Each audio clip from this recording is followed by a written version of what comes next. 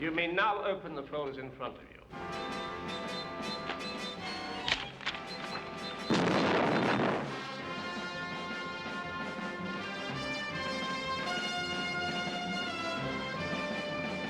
This circle represents the full flying range of the Vulcan. Extensive search has failed to locate any evidence of either a crash or landing. My dear Prime Minister, 2 atomic bombs.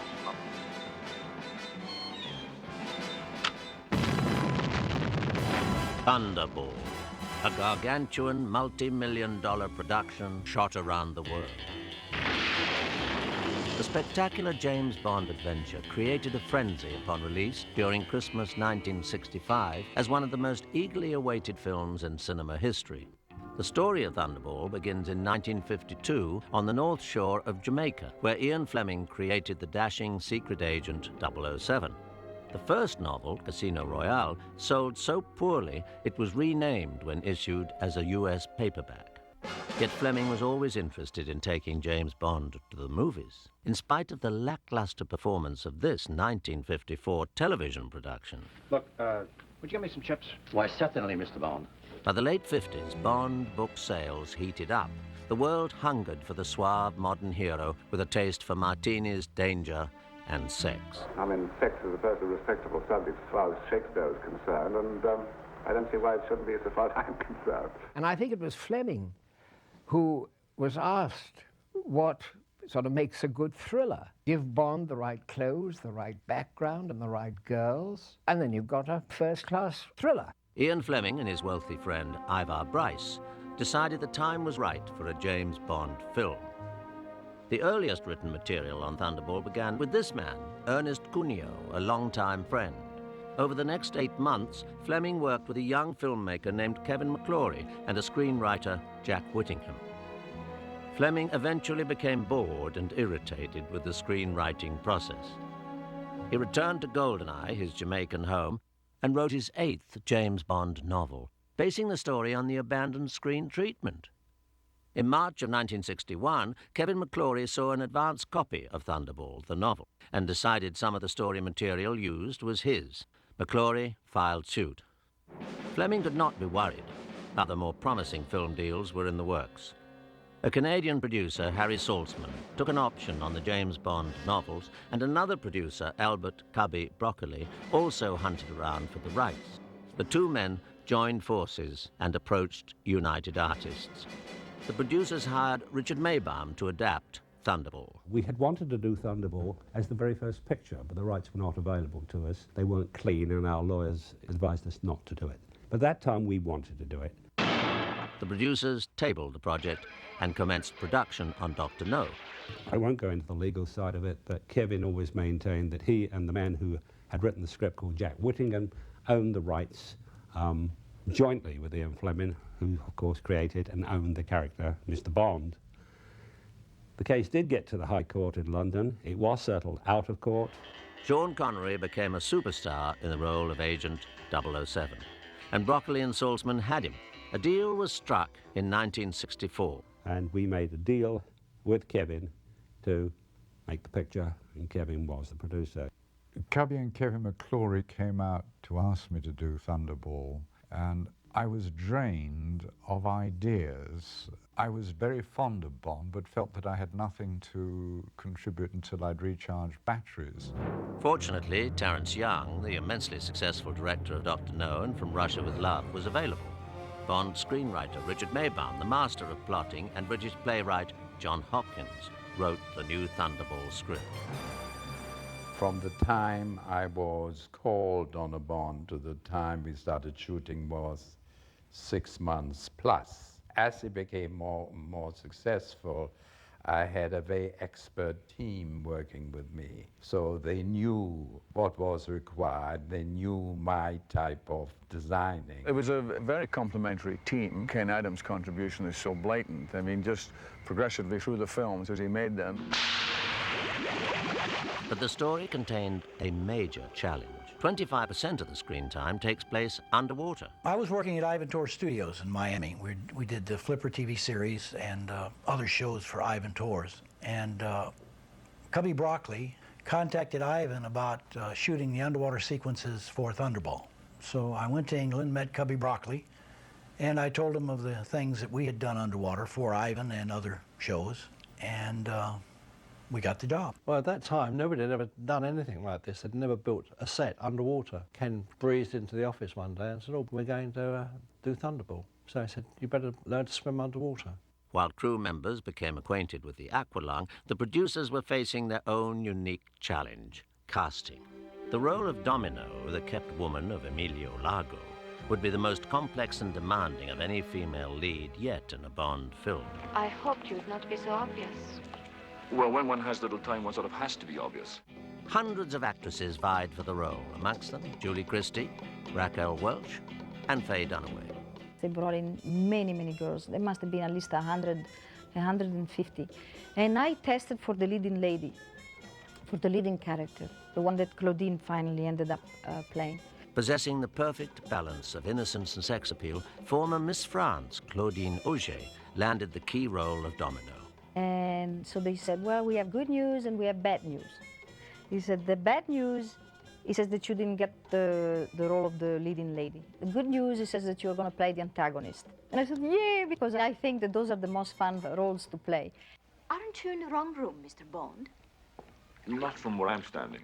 Of course, the sex appeal of James Bond required more than two incredibly alluring women in the cast. Behave yourself, Mr. Bond.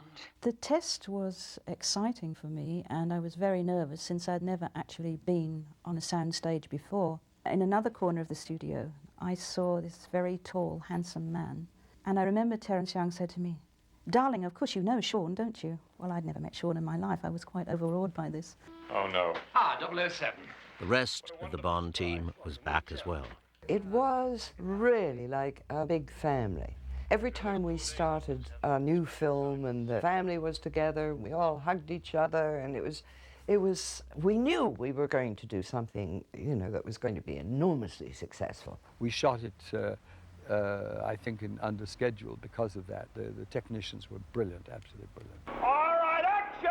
Principal photography began on February the 16th, 1965, in Annay, France, coinciding with the French premiere of Goldfinger, whose pre-credit sequence had audiences worldwide cheering. So every effort was made to see that the opening of Thunderball had all the right ingredients of elegance, adventure, and, of course, gadgets. The Bell Textron rocket pack had been developed for the Army for battlefield use. The only two men qualified to fly the amazing machine were brought to France to perform the 21-second flight. No well-dressed man should be without one. Yes, very practical. Pilot Bill Suter remembers being politely asked to fly without a helmet because it was felt Bond would look more debonair without headgear. Knowing the risks, the pilot refused. Fire hoses rigged beneath the Aston Martin drenched the stuntmen in this sequence, rough work considering temperatures remained well below freezing. Of course, the crew also knew it would be taking enormous calculated risks.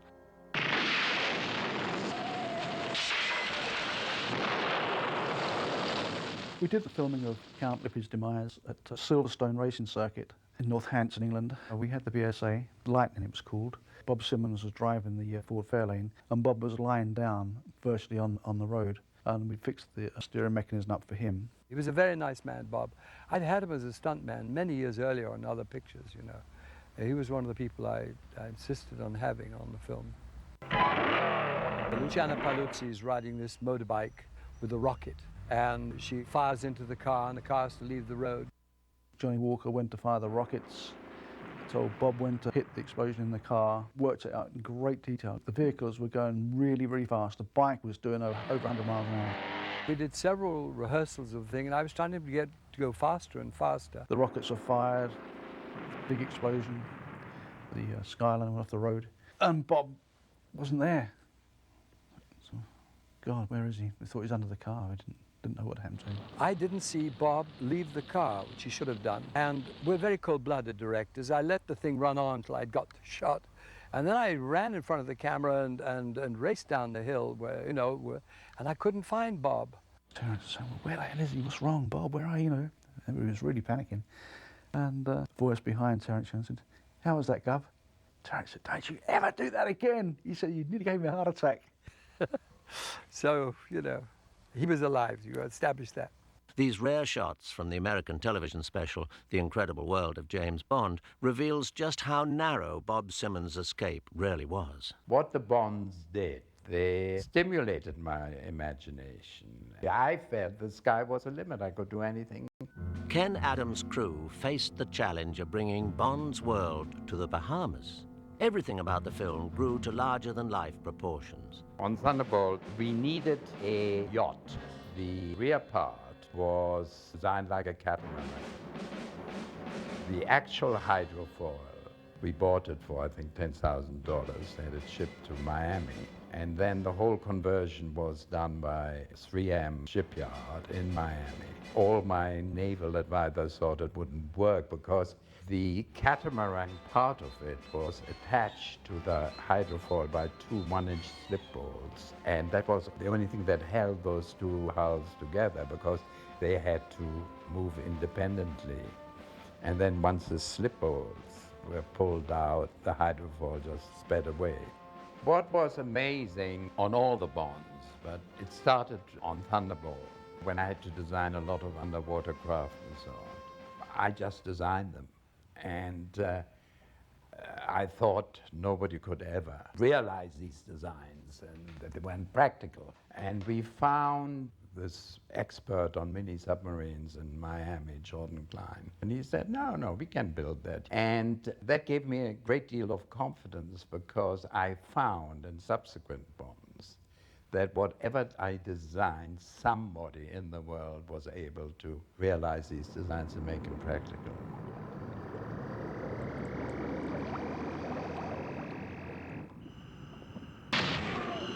Desperate to make a Christmas release, the backbreaking schedule required Jordan Klein and his construction crew to sleep in shifts to meet the deadline. They should have got more recognition for the sets and for special effects and all sorts of things in the Bond films, and they really did. On March the 22nd, 1965, 102 actors and technicians and 12.5 tons of equipment flew to Nassau. The tiny island never recovered. Now it was grand. James Bond was now grand. I mean, it was like the biggest thing to hit the world. I mean, it was the Beatles and James Bond. The best of the best was at our disposal. I remember our dressing rooms when we were working on the streets, the carnival scenes. We had a yacht. They rented a yacht on which we would go between takes. When we had to work on a beach, they would have tents. Champagne would be there and the best of wine. That was Terence anyway. That was his style and that was the way that things were done. So I worked on rougher pictures, but Thunderball was definitely the easiest. Well, easy for some.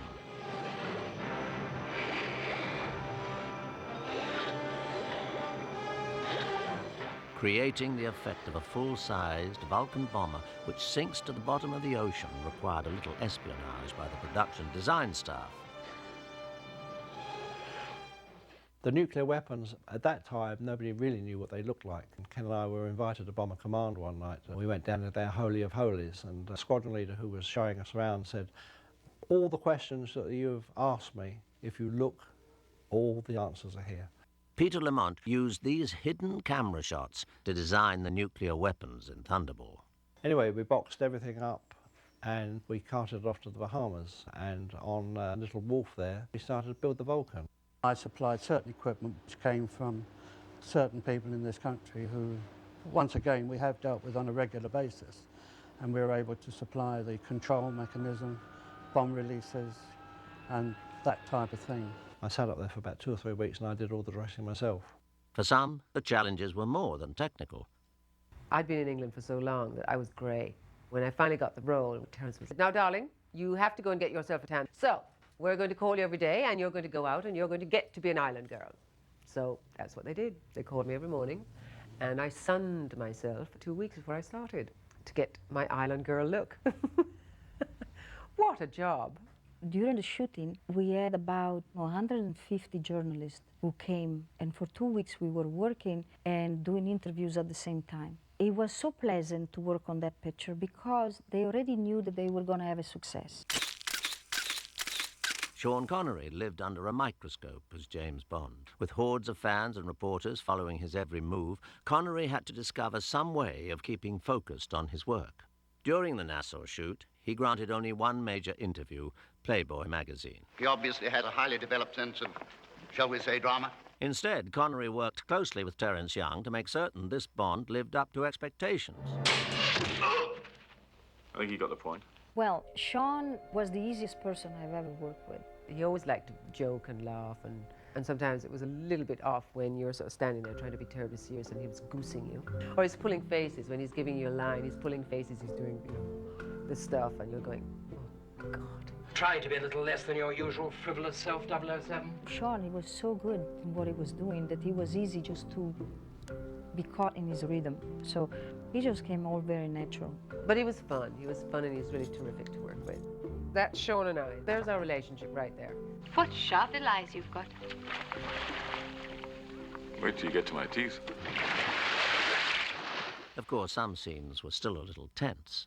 So when I needed sharks for a villa I'd found there, which had 2 pools, I rang up Miami and in one night fished 15 sharks. And they were craned in and put into one of the pools. Sean was very reluctant to be in the pool together with the sharks. So I designed like a corridor out of plexiglass so that the shark was behind the plexiglass and Sean was on the other side of it. And I said, the only way the sharks can get in is if they can jump in the air like a dolphin.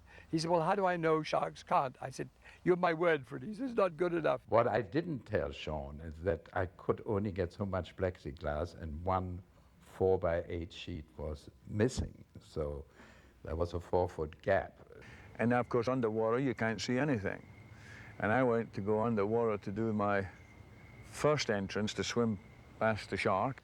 But as always happened, the shark went straight down the corridor and went out through the 4-foot gap. And believe me, the shot we have in the picture, Sean Connery is not acting. We were watching horrified from the top and told Sean to get out as quickly as possible. And I got out of the water without, I think I was dry when I touched the side. And I've never seen somebody leave a pool at the speed that Sean did. I don't know whose fault it was, but it didn't happen again. For this sequence, stuntman Bill Cummings demanded £250 extra hazard pay before he would agree to land atop a live shark. John Steers rigged up a dead shark with a trace wire for this shot of Connery exiting the pool, but getting the effect proved to be its own adventure. To set up, Steers had to drag the shark into place by hand. So anyhow, I got in there and I started pulling this thing back. I was very dubious, and Terence says, oh, back a bit further, John, back a bit further. And I suddenly realised I was right in the middle of the pool by this time, and sharks were all around me. So Terence said, that's fine, we'll do it from there, John. And just as he said that, this dead shark leapt away from me. It went straight towards another one that's swimming around. And it opened its mouth, and this other shark thought the shark was going for him, and that was it. The next thing I knew, I was being pushed out of the water by these seething sharks, and the water now was blood red.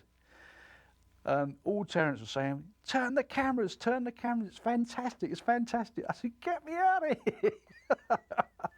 The only dramatic part of all this is that my wife refused to go to bed with me for 2 weeks afterwards because she said, you stink of shark, of rotten fish. She said, go and sleep somewhere else. But the biggest, riskiest, most spectacular scene was yet to come. After weeks of rehearsal, 60 divers using more than $85,000 worth of diving equipment created the stunning underwater jihad. Director Riku Browning choreographed the action. We would rehearse the sequences topside aboard this huge barge that we had rented. And then we would try to recreate what we rehearsed on the surface underwater. And in those days, we really didn't have underwater communication like we have today. So we used hand signals. To film the subaquatic action, producers hired Lamar Boren, a key developer of underwater cinematography. Engineer Jordan Klein worked with special effects supervisor John Steers to create the illusion of a saltwater battleground. Terence Young and the underwater team tried to film every imaginable form of mayhem. Stuntman Frank Cousins doubled for Sean Connery for much of the sequence. To achieve this effect, a wire attached the stuntman to a speedboat on the surface. And of course, there had to be sharks. All real, and this time all very much alive. We had to learn kind of hit and miss of how to handle them so you don't get hurt. And we found that the tiger shark was better to work with in that if you let him go, he would kind of go in a straight line. But if you had a lemon shark or a bull shark and you let them go, sometimes they just turn, like right now, they're facing you. And that's not too groovy, you know, seeing those chompers. As the guys say, the man in the gray suit's coming for you. Divers placed wires through the shark's fins to control their movements, keeping the rest of the crew in relative safety.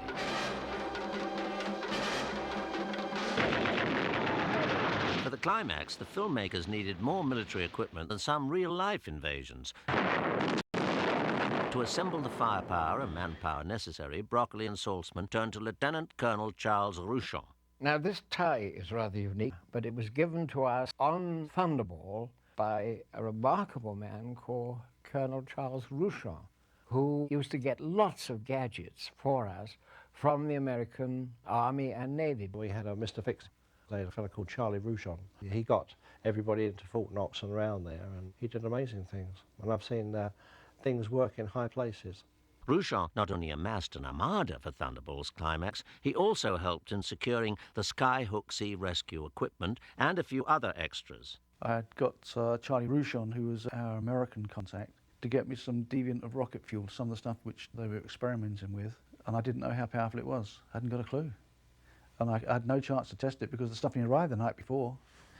So it really was suck it and see. And I hit the TX, and I just couldn't believe what happened. I mean, the thing just disappeared in front of our eyes. I didn't know where the boat had gone to. I thought it just vaporized it. I looked up, and there was a little black pinpoint in the sky. And I said, I don't know where you guys, but the boat is coming down on top of us, and there's nowhere to go. And I looked up, and by this time you could see that it's perfectly round, this thing, and it's all bits and pieces. Very nasty mess coming down. When we got back to 30 miles back to Nassau, all the windows were out in Bay Street. We'd taken all the windows out. That's 30 miles away. It's only the fact that we were right on top of it, laying down, that the blast went right over us. Must have been the biggest explosion ever in a movie picture, ever. After the crews returned to Pinewood Studios in May of 1965, one major, brutal sequence remained. The final fight aboard the Disco Volante, which was recreated on a soundstage. We shot some of it in the real boat, and then we had to put the boat up in the studio on rockers and all that, and I think it was worse in the studio than it was on the boat. Staging fierce combat on a runaway hydrofoil took weeks of careful planning by Terence Young, editor Peter Hunt, and a stunt team. All right, here we go now. Action!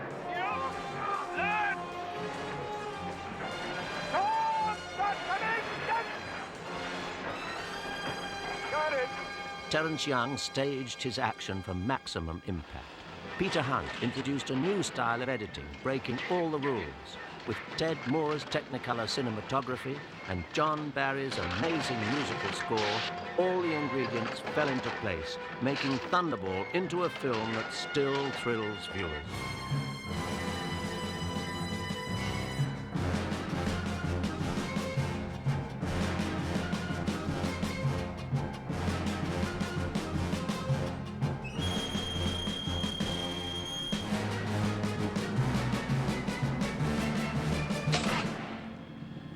I'm glad I killed him. You're glad. Got it! Bloody good. No, I know, but it's all right. You all right, Sean? Bloody good.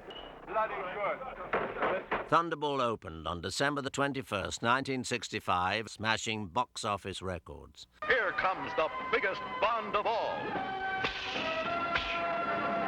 Thunderball. James Bond mania hit a fever pitch. 30 years later, Thunderball still amazes and thrills viewers. The film's remarkable achievements transformed James Bond into more than a popular fictional hero.